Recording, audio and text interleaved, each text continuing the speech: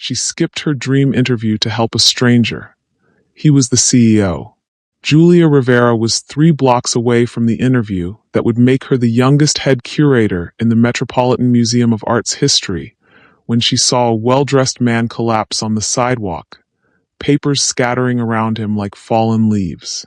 As she knelt beside him, watching him struggle to remember his own name while tears streamed down his face, Julia made a choice that would cost her the career she'd worked her entire life to achieve, and give her something infinitely more precious than any job title could ever be.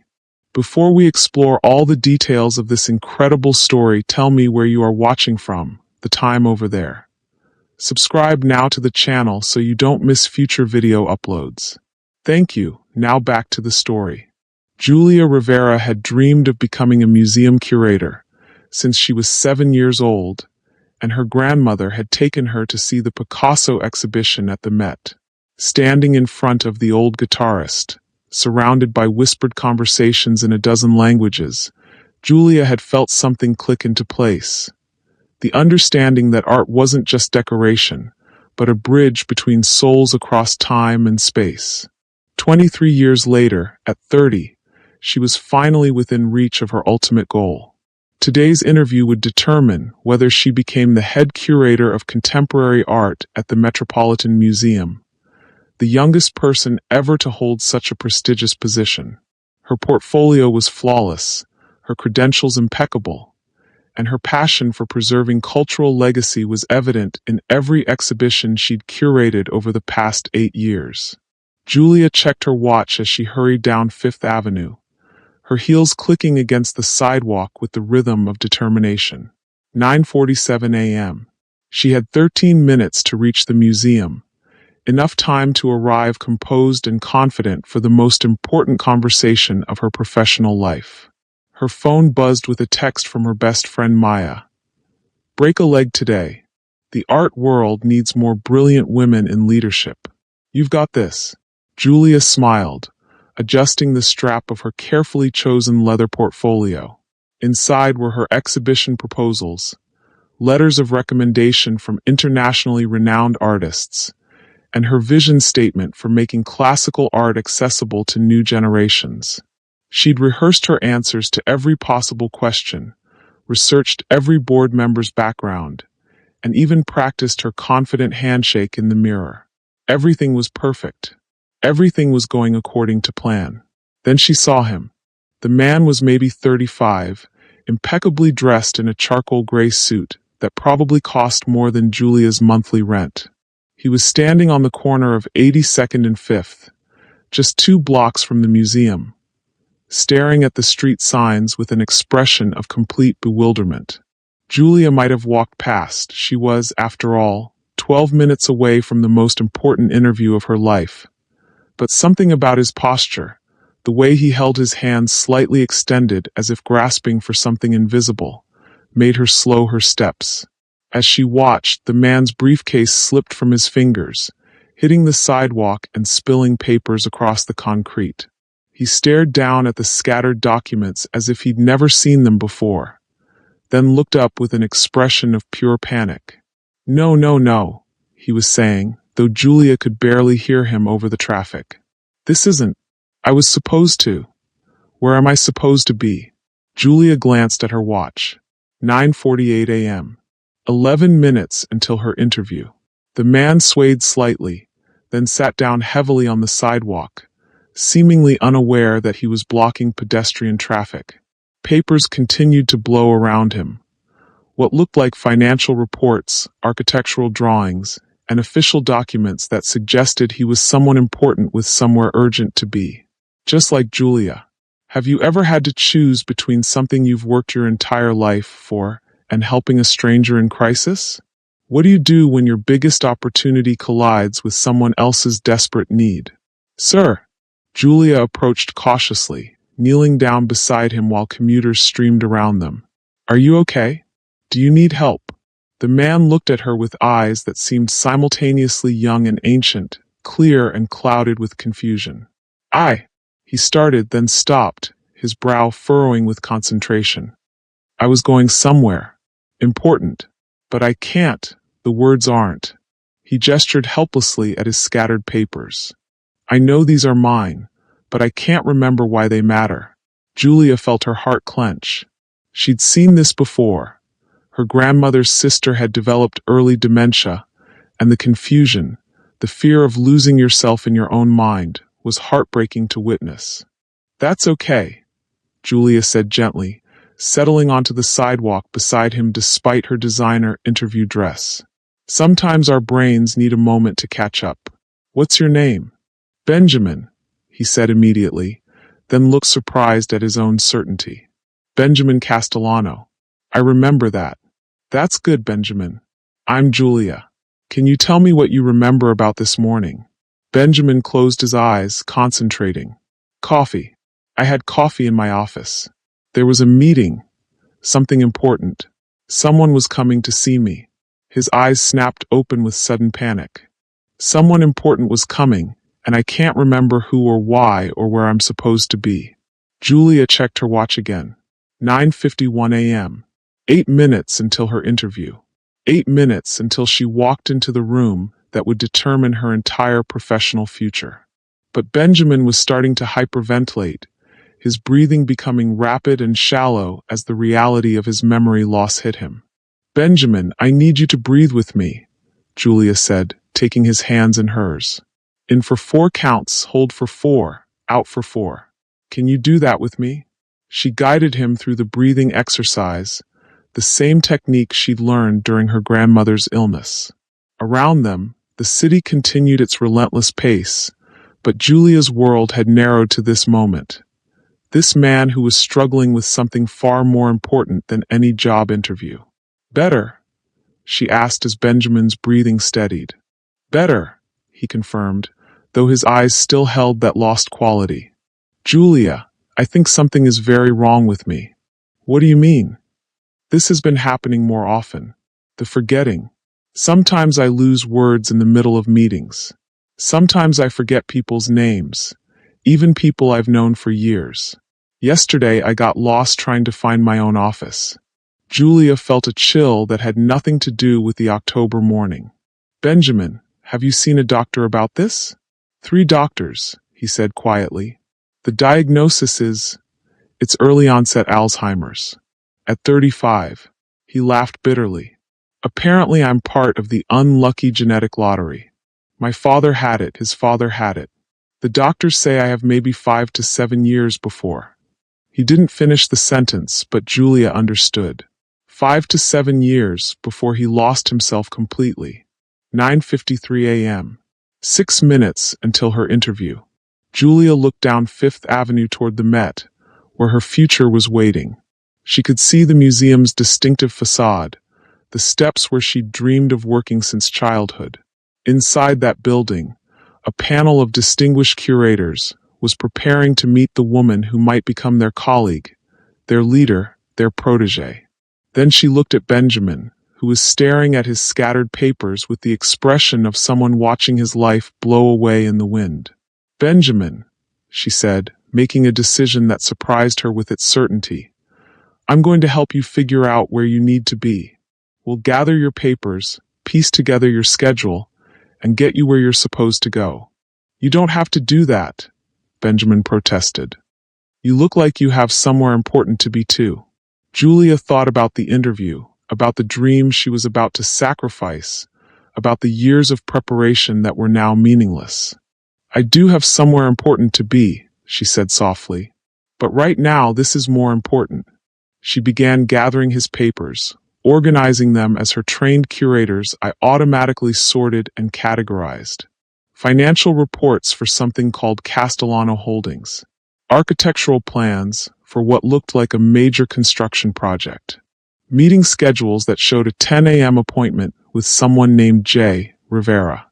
Julia froze, staring at the appointment sheet. J. Rivera. 10 a.m.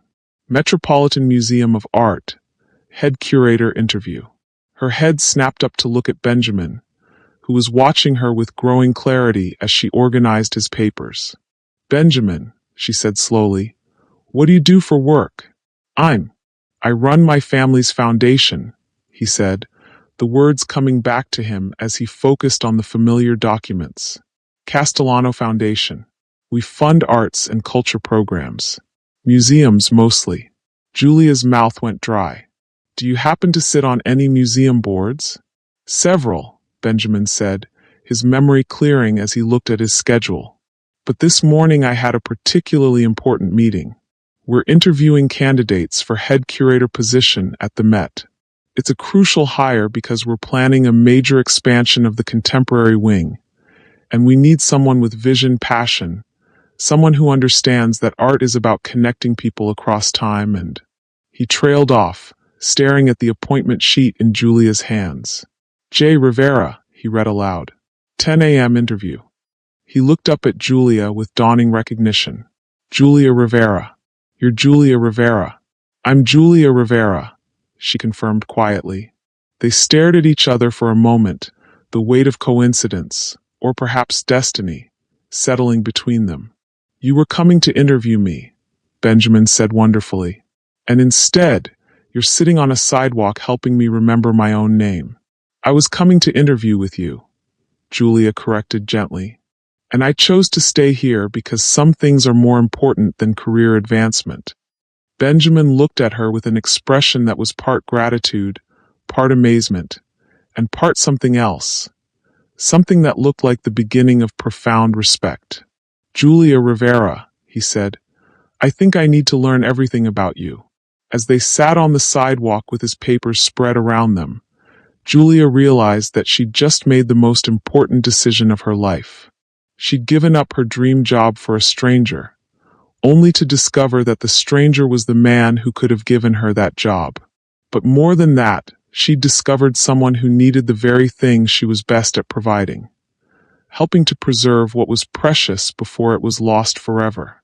Benjamin, she said, what if I told you that I specialize in preservation, that my entire career has been about protecting and organizing things that matter, making sure they're accessible and understood by future generations? I'd say that sounds like exactly what I need, Benjamin replied, his eyes clearing with a hope that hadn't been there moments before. As they gathered his papers and prepared to face whatever came next, Julia understood that some interviews were more important than others. And sometimes the most life-changing conversations happen not in boardrooms, but on sidewalks, between two people who'd found exactly what they didn't know they were looking for.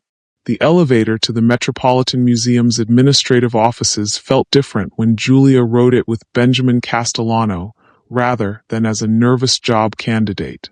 Instead of rehearsing her interview answers, she was watching him check and double-check the floor number, his fingers tracing the button panel as if committing it to memory. 17th floor, he murmured to himself. Administrative offices. Board meeting room C. I know this. You do know this, Julia said gently. Benjamin, the confusion you experienced earlier, does it happen often? More frequently, he admitted as the elevator climbed. Some days are better than others. Stress makes it worse, and today, he gestured helplessly. Today was supposed to be important. Today is important, Julia corrected. Just not in the way either of us expected.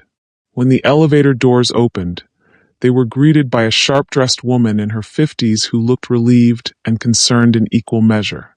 Benjamin, thank God, she said, hurrying toward them.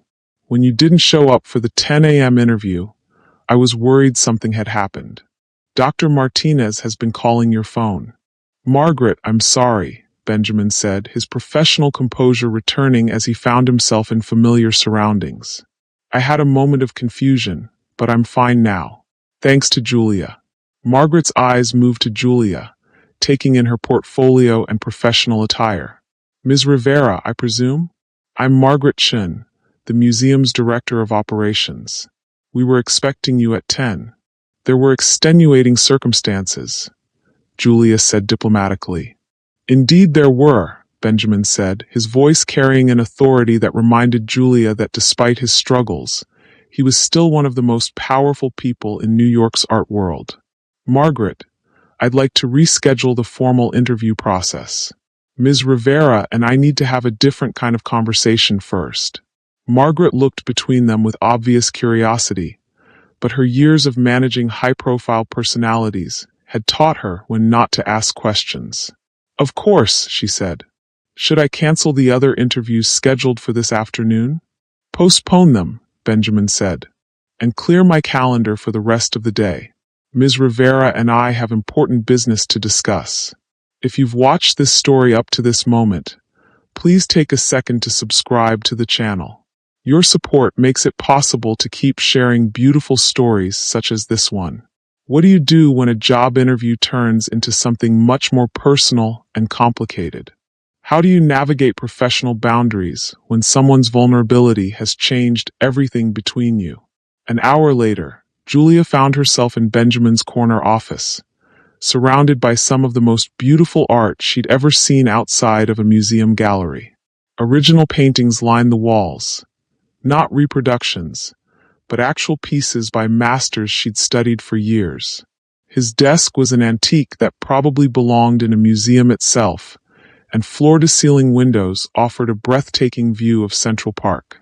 But Julia's attention was focused on Benjamin, who was sitting across from her with a cup of coffee he'd forgotten to drink, staring at a leather-bound notebook with an expression of intense concentration. "It's a memory journal," he explained, noticing her gaze. "My doctor recommended it.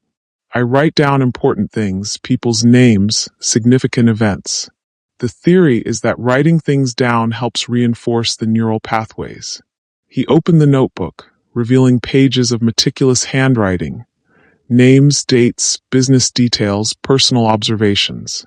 Julia could see entries that grew progressively less organized as the pages progressed, as if his condition was deteriorating even within the journal's timeline. "This morning's entry," Benjamin said, pointing to a page dated today. "Interview with Julia Rivera, 10 a.m. Candidate for head curator position. Review portfolio. Assess vision for contemporary wing expansion. Determine cultural leadership potential." He looked up at Julia with a smile that was both sad and amused. "I wrote that 3 days ago when my mind was clearer. I had no idea that Julia Rivera would end up saving me from having a complete breakdown on Fifth Avenue." "Benjamin," Julia said carefully, "can I ask you something personal? After this morning, I think personal questions are inevitable. How long have you known about your condition?" Benjamin was quiet for a long moment, his fingers tracing the edge of his memory journal. 6 months since the official diagnosis," he said finally. "But I've been experiencing symptoms for almost 2 years. At first, I thought it was stress from running the foundation, managing the family business interests, sitting on various boards. But then I started forgetting meetings, losing track of conversations mid-sentence, getting lost in buildings I'd known for years." He stood up and walked to the window, his back to Julia as he continued. "The worst part isn't the forgetting," he said quietly. "It's the knowing. Knowing that every day I'm losing a little more of myself. That every conversation might be one I won't remember tomorrow. That every experience might be the last time I can fully appreciate it." Julia felt her heart breaking for this man who was facing something unimaginably terrifying with such dignity. "Benjamin, are you getting treatment? Are there medications, therapies?" "Some," he said, turning back to face her. "Drugs that might slow the progression, cognitive therapy, lifestyle changes. But Julia, the reality is that I have maybe 5 years before I won't be able to manage my responsibilities. Maybe 7 before I won't remember the people I love." The weight of his words settled between them like a physical presence. "Is that why today's interview was so important?" Julia asked. "Because you're looking for someone to take over cultural initiatives while you still can?" "Partly," Benjamin admitted, returning to his seat. "The Castellano Foundation oversees arts funding for dozens of institutions. My family has been supporting museums, galleries, and cultural programs for 3 generations. I need to ensure that legacy continues, even when I can't." He picked up Julia's portfolio, which they'd never formally reviewed. "But after this morning, I'm wondering if my needs and your qualifications might align in ways that go beyond a traditional curator position." What do you mean? Benjamin opened her portfolio, his trained eye moving over her exhibition designs, her artist statements, her vision for making classical art accessible to contemporary audiences. Your work, he said, it's all about preservation, isn't it? Not just maintaining art, but preserving the stories, the connections, the meaning behind the pieces. That's exactly what it's about, Julia said, leaning forward with the passion that always animated her when discussing her work. Art isn't just objects in a gallery. It's humanity's way of speaking across time, of preserving emotions and experiences and truths that might otherwise be lost. What if I told you I needed someone to help me preserve something more personal than art? Benjamin asked quietly. Julia felt her breath catch. What do you mean? I mean that I'm going to lose my memories, Julia. All of them. My childhood, my education, my relationships, my achievements. Everything that makes me who I am will gradually disappear. But what if there was a way to preserve those memories, to document them in a way that could outlast the disease? He gestured toward his memory journal, then at the art surrounding them. You're an expert at creating exhibitions that tell stories, that preserve cultural narratives for future generations. What if we work together to create an exhibition of my life? Not for the public, but for me. A comprehensive preservation project that could help me hold on to myself as long as possible. Julia stared at him, understanding beginning to dawn. You're asking me to curate your life, she said softly. I'm asking you to help me fight for my memories, Benjamin corrected. And in exchange, I can offer you something more valuable than just a job.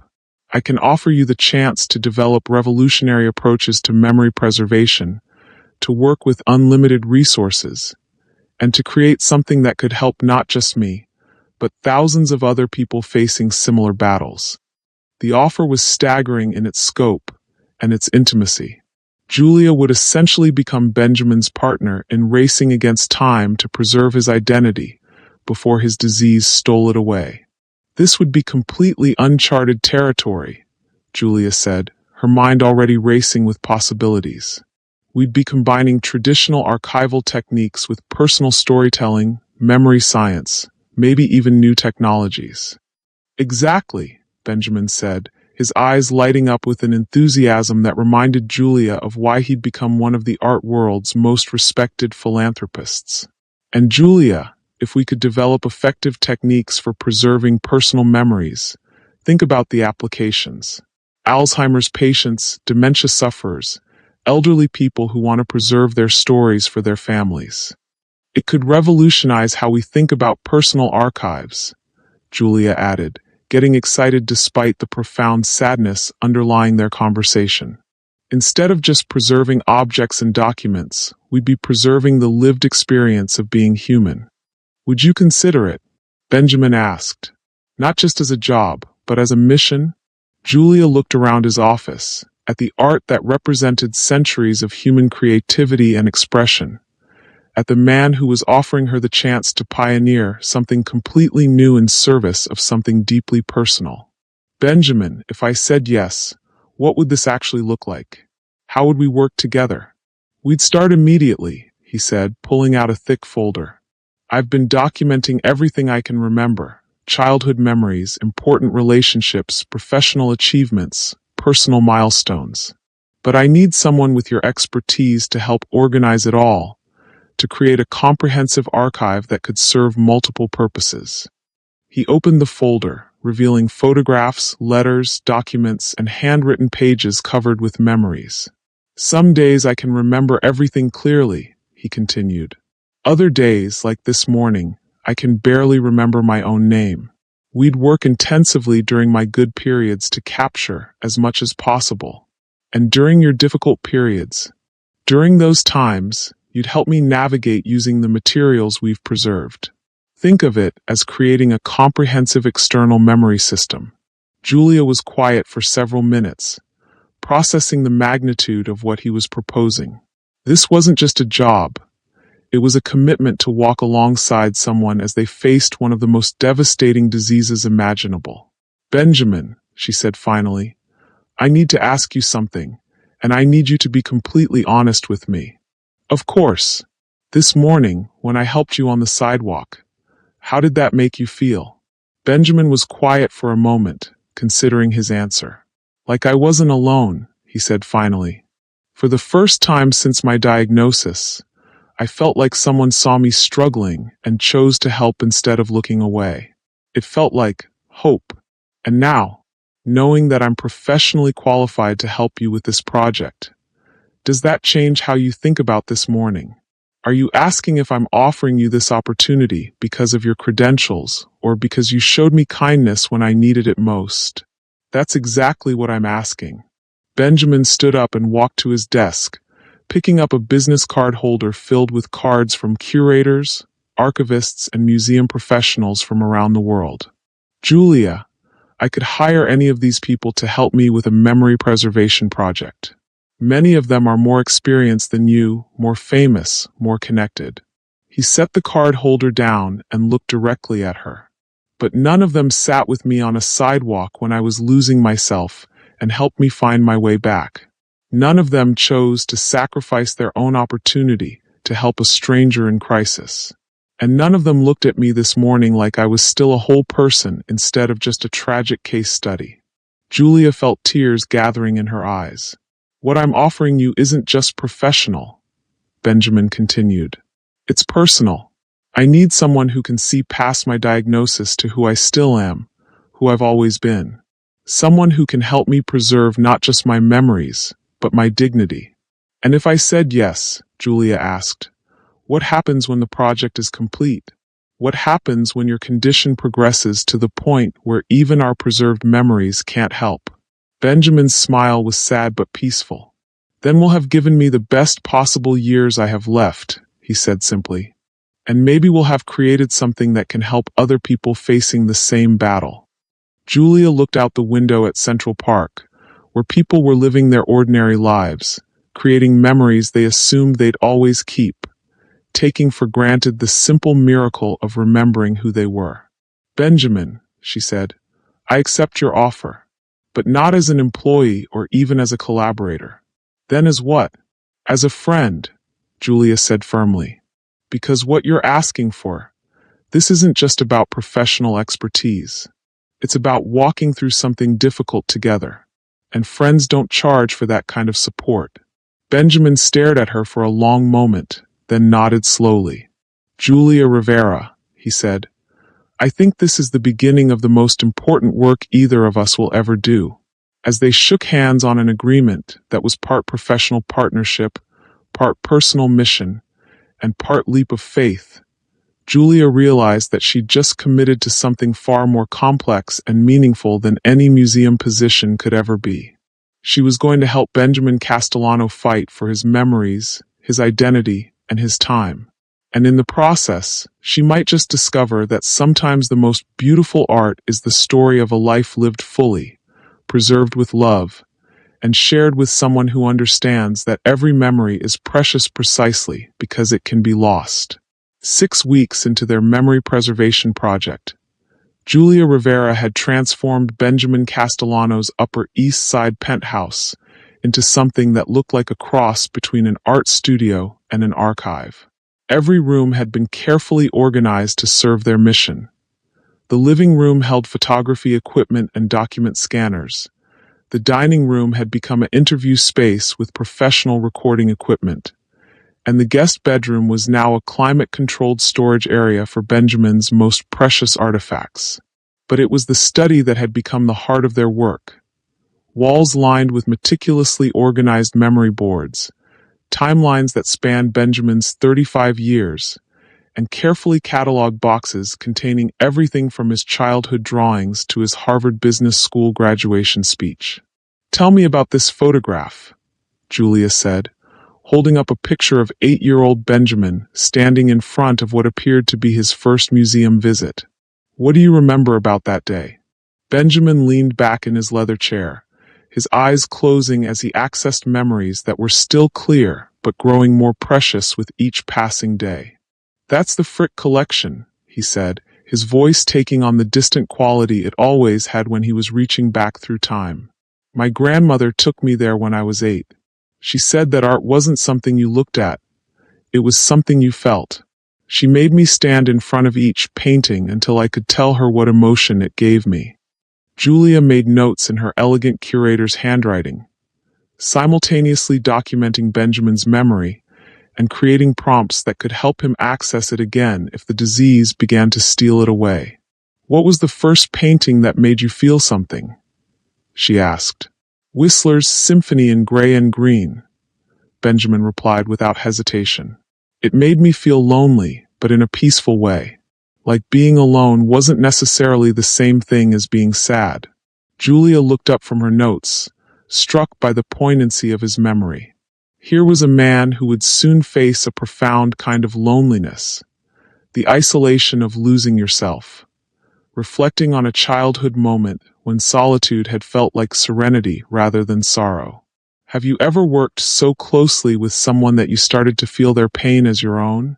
What happens when professional boundaries blur into something deeper and more personal? "Julia," Benjamin said, opening his eyes to find her watching him with an expression that was becoming increasingly familiar. Part professional focus, part personal concern, and part something else that neither of them had acknowledged yet. "Yes. Do you ever worry that we're becoming too?" He searched for the right word. "Too involved in this project." It was a question that had been haunting Julia for weeks. What had started as a professional collaboration had evolved into something much more intimate. She spent 12 hours a day in Benjamin's home, sharing meals, listening to his most personal memories, watching him struggle with his diagnosis in moments when his guard was down. "Too involved how?" she asked, though she suspected she knew what he meant. "Too personal," Benjamin said quietly. "Julia, I watch you organizing my memories, documenting my life, and sometimes I forget that this is temporary for you. That when this project is finished, you'll move on to other work, other clients, other exhibitions." "Benjamin, but for me," he continued, "this isn't just work. You're not just helping me preserve my memories. You're becoming part of them. And that terrifies me." Julia set down her pen, giving him her full attention. This was the conversation they'd been dancing around for weeks, the acknowledgement that their professional relationship had evolved into something neither of them had planned or expected.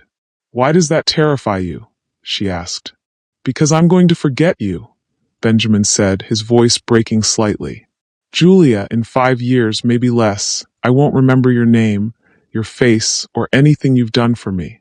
I won't remember these conversations, this time we've spent together, or how you've made me feel less alone in facing this disease." He stood up and walked to the window, his back to her as he continued. "It's selfish, but I've started to care about you in ways that go beyond professional collaboration. And the cruelest part of my diagnosis is knowing that these feelings, this connection we're building, I'm going to lose all of it." Julia felt her heart breaking and soaring simultaneously. Benjamin was telling her that he had feelings for her, but he was also telling her that those feelings were doomed by a disease that would eventually steal them away.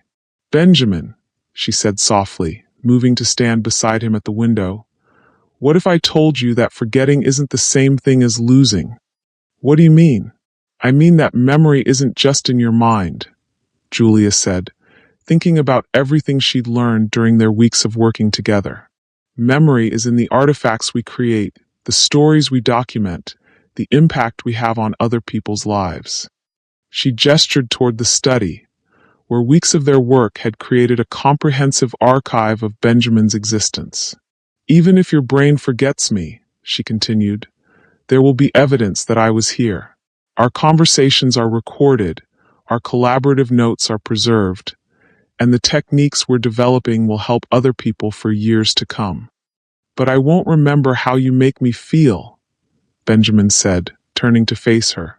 "I won't remember the way you laugh when you're organizing something particularly complicated, or how you get excited when you discover a new way to categorize memories, or how you've made facing this diagnosis feel less like dying and more like living." Julia felt tears gathering in her eyes. "Benjamin, what are you saying?" "I'm saying that I'm falling in love with you," he said simply. And I'm also saying that's probably the most unfair thing I could do to either of us." The words hung between them like a bridge neither of them was sure they should cross. "Why is it unfair?" Julia asked. "Because you're young, brilliant, with an entire career ahead of you," Benjamin said. "Because you could have any life you want, with someone who can build a future with you instead of someone who's going to progressively become less of himself." "And what if the life I want is with you?" Julia asked, surprising herself with her honesty. "What if these 6 weeks have shown me something about love and meaning and purpose that I never understood before?" Benjamin stared at her, hope and fear warring in his expression. "Julia, you can't mean that." "I can and I do," she said firmly. "Benjamin, I came into this project thinking I was helping you preserve your past. But what I've discovered is that you've given me a future I never imagined wanting. A future with someone who has Alzheimer's disease? A future with someone who faces every day with courage, who chooses to spend his remaining clear years helping other people, who's taught me that love isn't about guarantees. It's about choosing to cherish whatever time you have with someone who matters." Benjamin was quiet for a long moment, processing what she was telling him. "Julia, if we do this, if we acknowledge what's happening between us, it changes everything. The project becomes secondary to the relationship, and the relationship is going to involve watching me disappear piece by piece. What if it doesn't have to be that way?" Julia asked, an idea forming that was either brilliant or completely insane. "What if we could find a way to preserve not just your memories, but our memories together? What if we could create something that would help you remember us, even when the disease tries to take that away?" "How?" Julia's mind was racing with possibilities, combining everything she'd learned about memory preservation with everything she was feeling about their relationship. "We document everything," she said. "Not just your past, but our present. Every conversation, every meal, every moment we spend together. We create a comprehensive archive of our relationship so that even if your mind forgets, you'll have a record of how we felt about each other."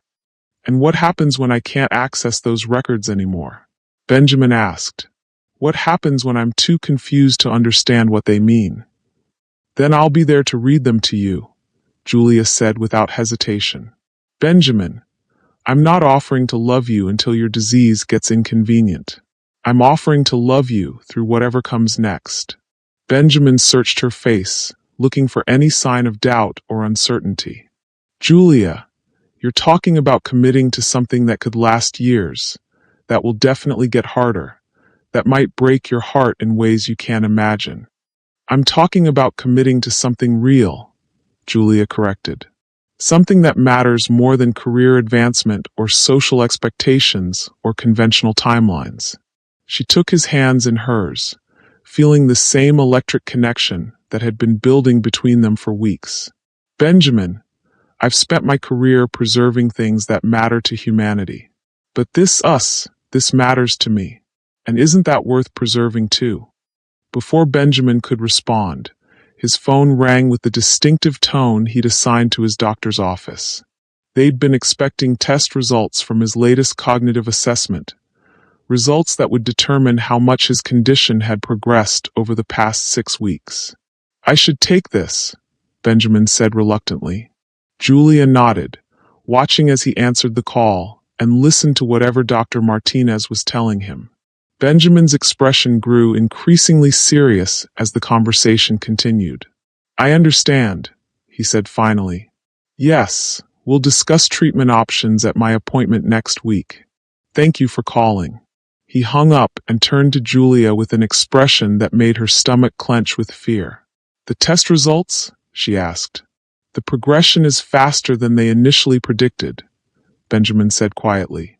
"Dr. Martinez thinks I have maybe 3 years of relatively clear cognition left, not 5. Julia felt the world tilt around her. 3 years. 3 years to love this man, to create a life with him, to help him preserve what they could before his disease stole everything away. "Benjamin," she said, "that doesn't change anything for me. If anything, it makes me more certain that we shouldn't waste whatever time we have." even if that time is shorter than we hoped. Especially if that time is shorter than we hoped, Julia said firmly. Benjamin, some people get 50 years together and waste most of them. We might only get 3, but we can make them count for everything. As they stood in his study, surrounded by the carefully preserved memories of his past, and facing an uncertain future together, Benjamin realized that Julia was offering him something even more precious than professional expertise. She was offering him love that wasn't contingent on longevity, partnership that wasn't afraid of difficulty, and the chance to create something beautiful even in the shadow of loss. Julia Rivera, he said, pulling her into his arms for the first time. Will you help me make the most of whatever time we have left? Benjamin Castellano, she replied, letting herself fall into love with a man whose time was limited but whose impact on her life would last forever. I thought you'd never ask. 1 year and 3 months after Julia Rivera had chosen love over career certainty, she stood in the emergency room of New York Presbyterian Hospital at 3 a.m., watching doctors work on Benjamin while trying to understand how their carefully planned life had collapsed in the span of 6 hours. Ms. Rivera, Dr. Martinez, Benjamin's neurologist, approached with the grim expression Julia had learned to dread. We need to talk. Julia looked back at Benjamin, who was conscious now but clearly confused, staring at the hospital's ceiling as if he'd never seen it before. 8 hours earlier, he'd been laughing at dinner, telling her stories about his college years that they were planning to record the next day. Now he couldn't remember her name. What happened? Julia asked, though she was afraid she already knew the answer. It appears Benjamin experienced what we call a cognitive cascade, Dr. Martinez explained gently. Sometimes with early-onset Alzheimer's, the progression isn't gradual. The brain can lose significant function suddenly, usually triggered by stress, illness, or sometimes no identifiable cause at all. Julia felt the world spinning around her. How much function? We're still assessing, but preliminary tests suggest he's lost approximately 18 to 24 months of recent memory formation. He remembers his childhood, his education, his early career, but the past 2 years, including your relationship, appear to be largely inaccessible. The words hit Julia like physical blows. 24 months of memory. Their entire relationship erased overnight. Is it permanent? She asked, though her voice sounded strange to her own ears. In some cases, patients recover partial access to recent memories, Dr. Martinez said carefully. But Julia, you need to prepare for the possibility that Benjamin may never remember falling in love with you, your work together, or your life as a couple. What do you do when the person you love most forgets that they love you? How do you hold on to a relationship when only one person remembers it existed? Julia walked back to Benjamin's bedside, where he was now sitting up and looking around the room with polite confusion. Excuse me, he said when he saw her approaching. I'm sorry, but I seem to be having some trouble with my memory. Are you one of my doctors? The question was like a knife to Julia's heart. This was Benjamin. The same face, the same voice, the same gentle manner. But he was looking at her like a complete stranger. No, Julia said softly, sitting in the chair beside his bed. I'm Julia. Julia Rivera. Julia Rivera, Benjamin repeated, his brow furrowing with concentration. That name is familiar. Are you from the museum? In a way, Julia said, fighting back tears.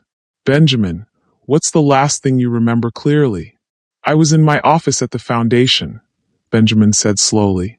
We were planning to interview candidates for a curator position at the Met. I remember being excited about finding someone who could help preserve cultural legacy for future generations. Julia's breath caught. Benjamin's memory had reset to just before they'd met, back when she was simply an interview candidate rather than the woman who'd spent the last 15 months helping him document his life and learning to love him in the process. Benjamin, she said carefully, what year do you think it is? 2023, he said immediately. October 2023. I have an important interview scheduled with someone named Jay, Rivera. He looked at her with sudden focus. Are you Jay Rivera? Are you here for the curator interview? Julia closed her eyes, understanding with devastating clarity what had happened. Benjamin's brain had essentially rewound itself to the morning they'd met, erasing everything that had happened since then.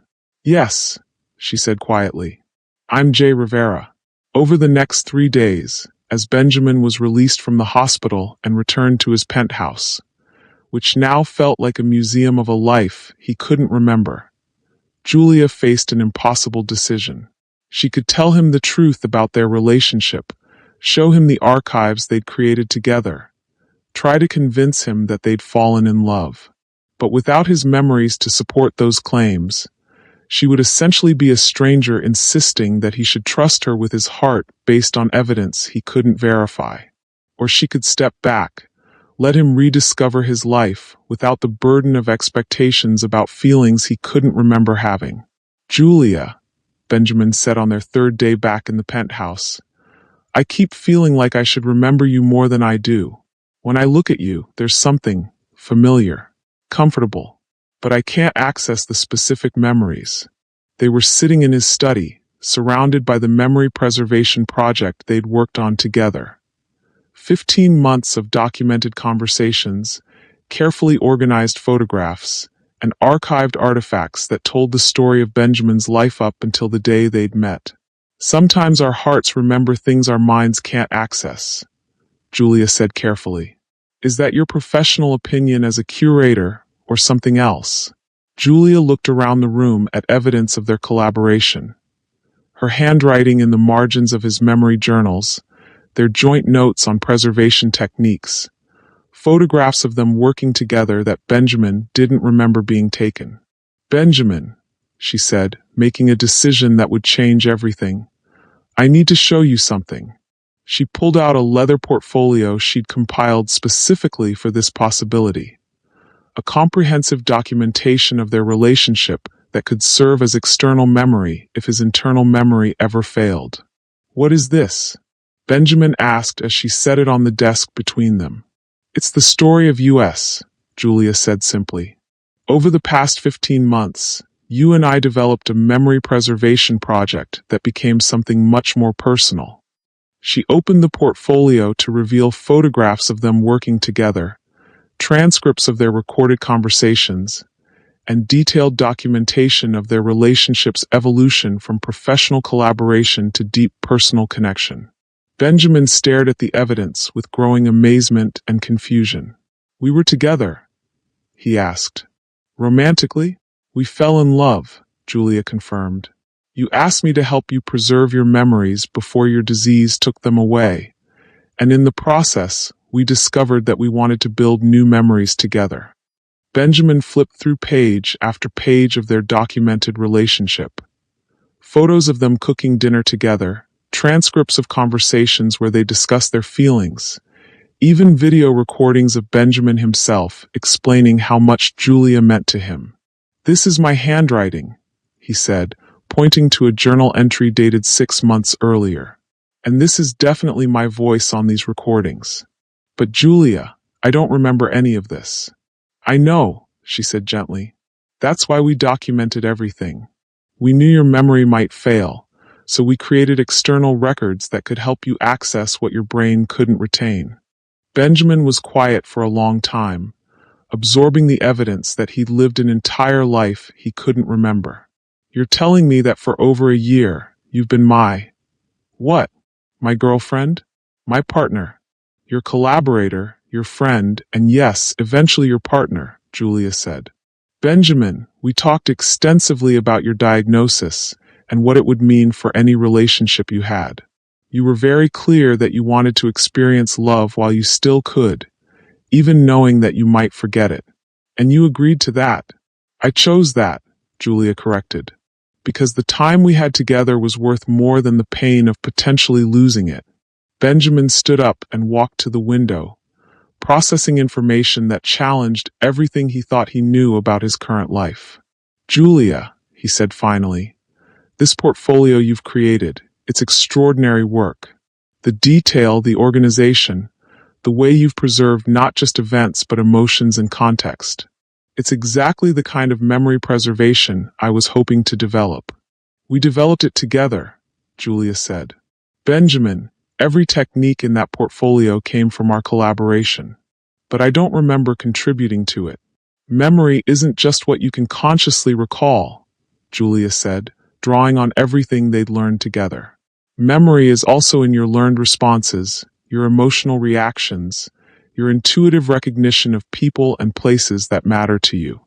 She moved to stand beside him at the window. Benjamin, when you look at me, what do you feel? Comfortable, he said immediately. Safe, like you're someone I can trust with important things. And when you look at this apartment, like home, but also like someone else has been living here with me. There are touches that don't feel like my taste alone. Softer elements, organizational systems I wouldn't have created. Because I have been living here with you, Julia said gently. For 8 months, we've been sharing this space, building a life together. Benjamin turned to face her, his expression vulnerable and uncertain. Julia, I need to ask you something, and I need you to be completely honest with me. Of course. Are you telling me about our relationship because you hope I'll remember it, or because you want me to choose it again? The question cut straight to the heart of Julia's dilemma. Was she trying to recover their past, or was she hoping they could create a new future? I'm telling you because you have a right to know how you chose to live your life, Julia said honestly. But Benjamin, I can't make you feel something you don't remember feeling. I can't ask you to love me based on evidence rather than emotion. But you're hoping I might choose to try? Julia was quiet for a moment, wrestling with her own hopes and fears.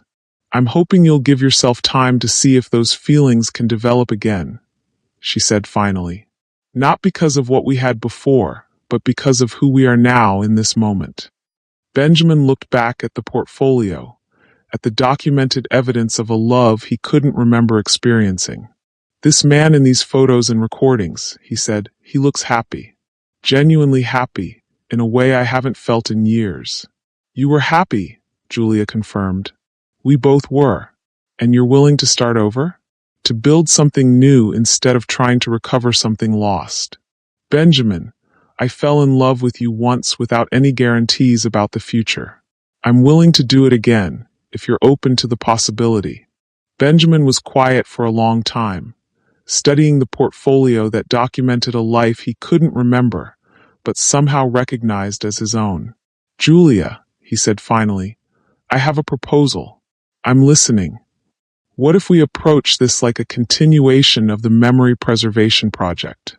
What if we spend time together, document our interactions, see if new feelings develop naturally rather than trying to force the recovery of old ones?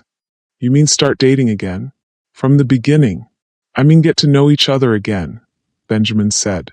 Let me discover who you are without the pressure of remembering who you were to me. And you can decide if you want to build something new with the person I am now, rather than trying to recreate what we had before. Julia felt hope and fear warring in her chest. Starting over meant giving up their history, their shared memories, their established intimacy. But it also meant the possibility of falling in love again, of creating something new rather than mourning something lost. What if you never remember our past? She asked. Then we'll have whatever future we create together, Benjamin said simply. Julia, the man in those photos loved you for who you are, not for his ability to remember loving you. If those feelings were real once, maybe they can be real again.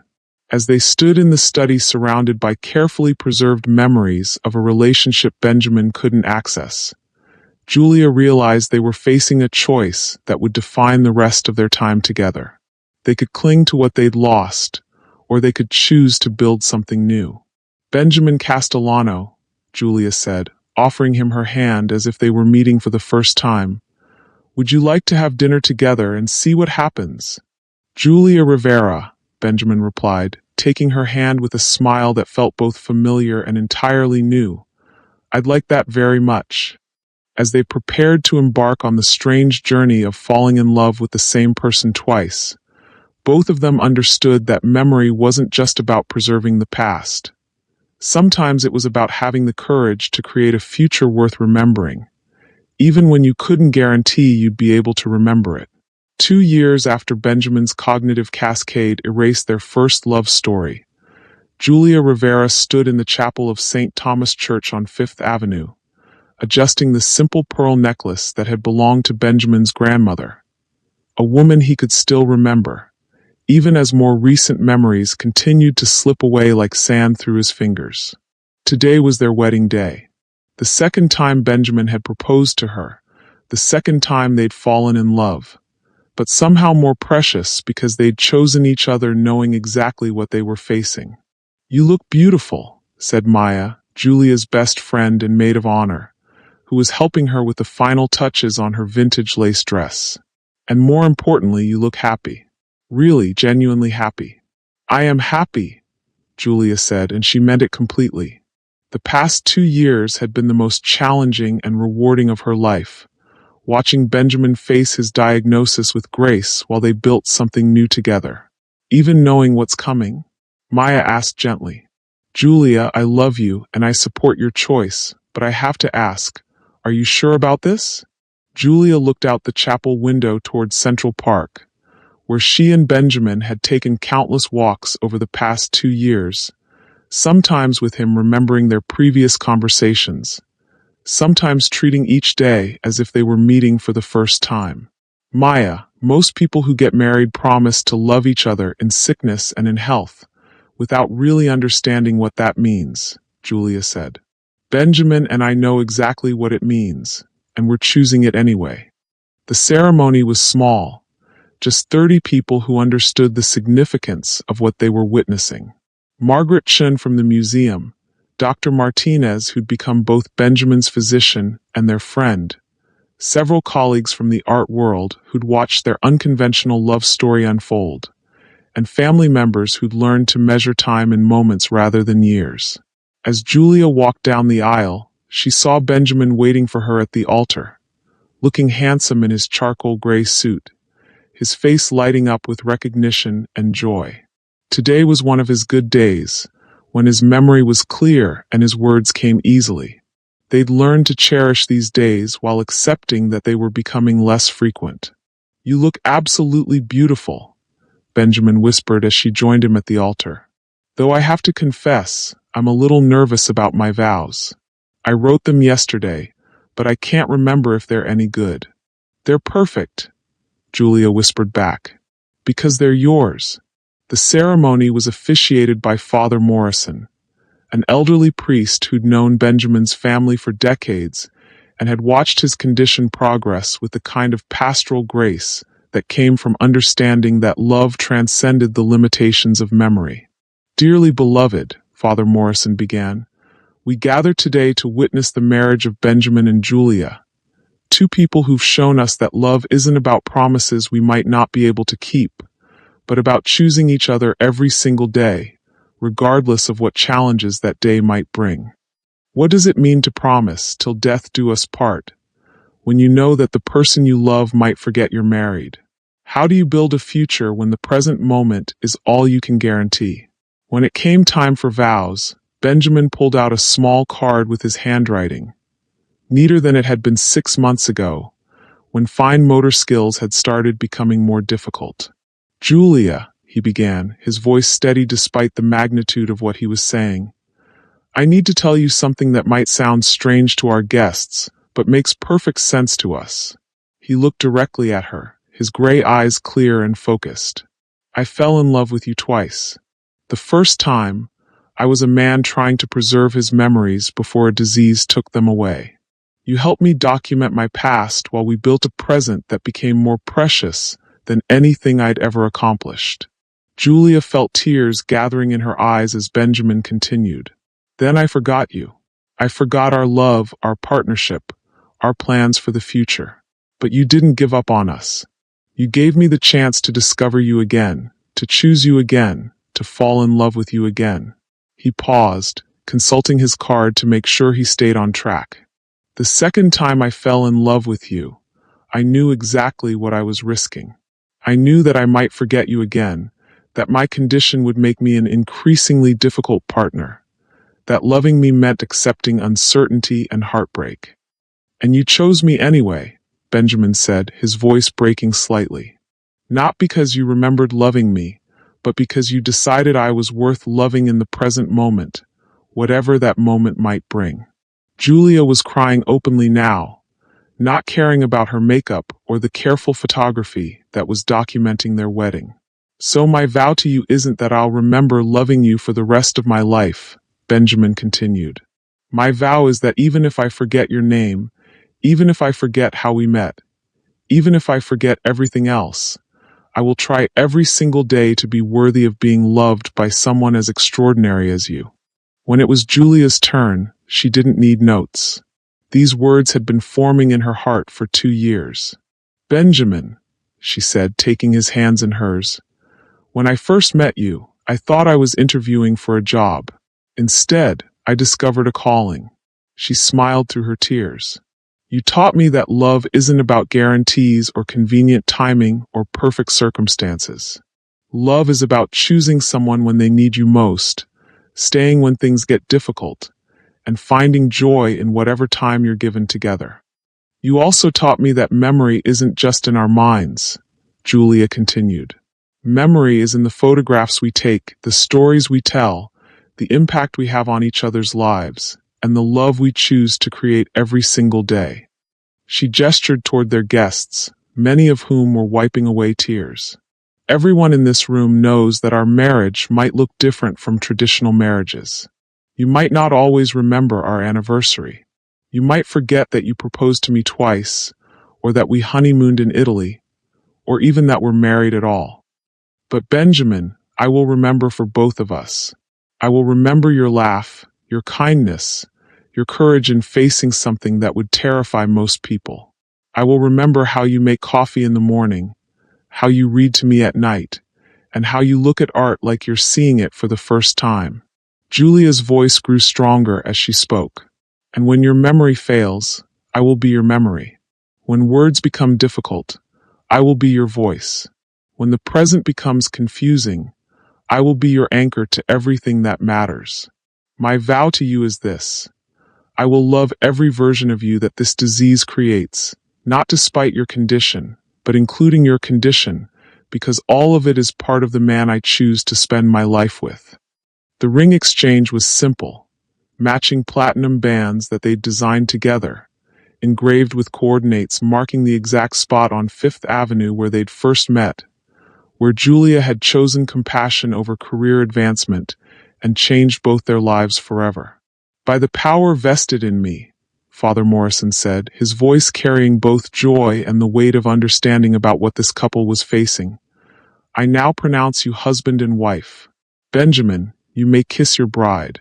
As Benjamin and Julia kissed for the first time as a married couple, the chapel erupted in applause and tears from people who understood they were witnessing something rare and precious. Love that had chosen courage over convenience, hope over fear, and commitment over certainty.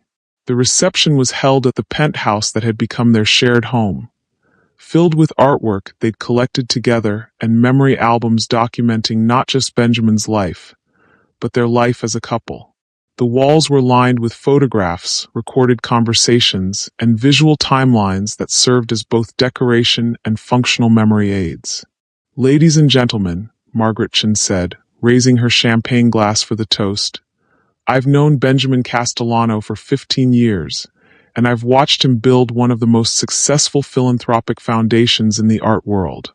She looked toward the couple, who were seated at the head table, Benjamin's hand resting protectively over Julia's. But I've never seen him happier than he's been these past 2 years with Julia.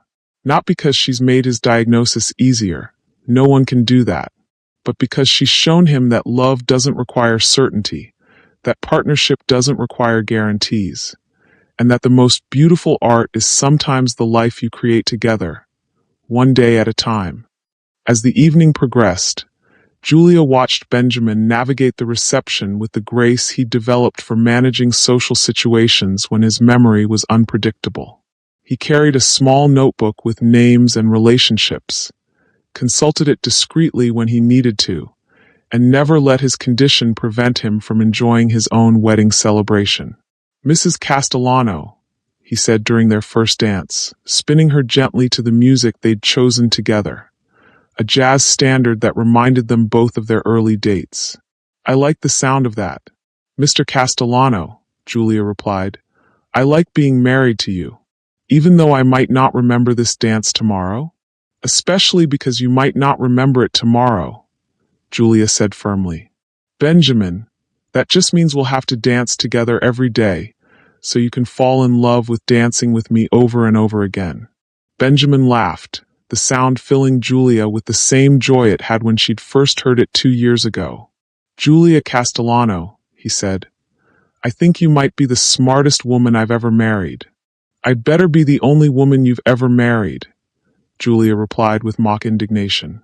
"As far as I can remember," Benjamin said with a grin, then grew more serious. "Julia, can I tell you something?" "Always. I know I might not remember this conversation tomorrow, but right now, in this moment, I am completely happy. Not despite my diagnosis, not in spite of our uncertain future, but because of you. Because you've shown me that happiness isn't about having endless time. It's about making the time you have count for everything."